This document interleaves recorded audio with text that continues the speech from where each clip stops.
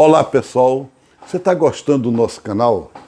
Se está, então curta, compartilhe com os outros, com as outras, assine e não se esqueça de apertar, clicar no sininho aí, porque assim o canal vai em frente e contamos com você. Olá pessoal, alegria de estar com vocês em mais um Caminhando, nesta quarta-feira, e sempre com o prazer de conviver, de estar juntos com meus dois queridos Anderson Guzmão e Darlan Oliveira. Anderson. Olá, Marcelo. Olá a todos. É uma grande alegria, mais uma quarta-feira a gente também está discutindo sobre um tema bastante importante. E hoje a gente vai falar sobre a população da Terra e a cidadania mundial, né? No próximo sábado, dia 11 de julho, a ONU anualmente faz o Dia da População Mundial, né? Essa data foi implementada em 1989, né, pelo Conselho de Programas de Desenvolvimento das Nações Unidas para chamar a atenção para as questões relacionadas à população mundial. E a gente vai trocar mais ou menos esse papo juntamente com o Darlan, diretamente de Salvador. Maravilha, salve povo de Deus. Sempre uma alegria estar aqui caminhando com esse povo, né? E para falar um pouquinho desse tema de hoje, o objetivo da ONU propor esse Dia da População Mundial é nos ajudar a viver melhor, a contribuir para que esse planeta se torne um lugar cada dia melhor de se viver. Infelizmente, a cada ano a população humana cresce, e assim como os bens da terra, como água, o ar, alimentação, e tudo isso vem se tornando limitado. Isso tudo porque são afetados pela ação humana e sobre a ameaça, infelizmente, de se tornar insuficientes. Há muita gente que acha que para resolver esse problema, acaba sugerindo com que o país tome algumas medidas um tanto drásticas. Imaginem que situações onde governantes, melhor dizendo, sugerem mulheres serem estéreis, né? Provocar esterilidade nas mulheres. Isso causa um problema muito grave, né? Em décadas passadas, a gente teve esses problemas e isso, o pior é que isso só aconteceu com essas mulheres pobres. Isso é lastimável. A igreja, como sempre, tem se pronunciado, sempre se pronunciou, melhor dizendo, contra os meios contraceptivos. E aí eu queria que o Marcelo, né, comentasse um pouquinho como é que fica isso, como é que a gente pode refletir melhor sobre tudo isso. Pois é, Darlan, a igreja tem que colaborar com a humanidade e a ciência, e não é uma questão da igreja impor critérios em nome da moral, mas tem de ajudar a uma decisão ética. Então, por exemplo, a questão de limitação de natalidade é responsabilidade dos pais, do pai e da mãe. Não pode ser responsabilidade de governos. O governo não pode obrigar populações indígenas a limitar a natalidade. Não pode forçar mulheres que às vezes nem entendem o que é aquela cirurgia a fazer cirurgia para ficar estéril.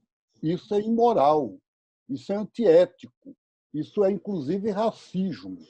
E a igreja tem que pronunciar-se e lutar contra isso. O grande problema para diminuir a população da Terra não é a questão de limitar a natalidade. O grande problema é possibilitar que essa população tenha acesso justo às riquezas da Terra. As pesquisas da ONU dizem que a Terra poderia tranquilamente alimentar 11 bilhões de pessoas humanas, imagine. E no momento atual nós estamos chegando perto de 8. Então, portanto, ainda tem terra, comida, acesso para muita gente. Qual é o problema? É que não há justiça social. A desigualdade social é imensa. Então, esse é o problema da população da Terra. Então, Marcelo, vem a seguinte situação. A ONU apresenta soluções de como fazer uma boa natalidade, né? Não precisar fazer dessa forma, né? através da população mais pobre. A igreja também apresenta outras soluções para poder não fazer desse mesmo jeito, fica nesse embate. Mas realmente existe algum problema além desses? Ou realmente essa é a solução através da consciência? Ou existe outro caminho mais fácil para as pessoas que têm pouco acesso? Ou outro caminho que a gente pode pensar? Olha, tudo está interligado. Isso é a palavra de hoje que a ecologia integral insiste em tirar da carta do Papa Francisco Laudato Si. Tudo é interligado.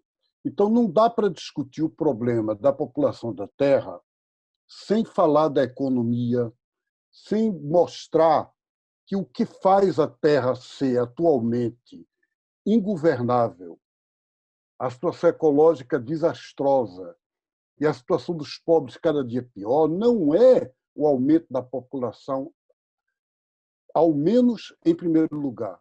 São as desigualdades sociais que provocam desemprego, que destroem a natureza. Então, é isso que tem de mudar. Essa é a solução. Darlan.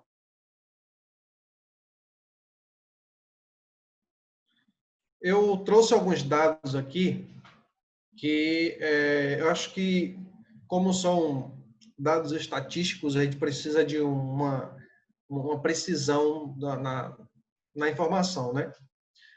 A maioria das pessoas estão de acordo que a gente precisa mudar essa cultura com a qual a gente se relaciona com a Terra. O problema é como se fazer isso. Hoje, a maioria das pessoas vivem em cidades. Já se contam em milhares as metrópoles com mais de 1 milhão de habitantes. Já se somam 23 as cidades com mais de 10 milhões de habitantes. São Paulo já ultrapassou os 20 milhões. E aí os problemas tendem a piorar, né? A crise ecológica, a pobreza, tudo acaba influenciando. O que fazer nesse aspecto? Pois é, Darlan, não é fácil. Na atual cultura das cidades, por que é que todo mundo corre do campo para a cidade?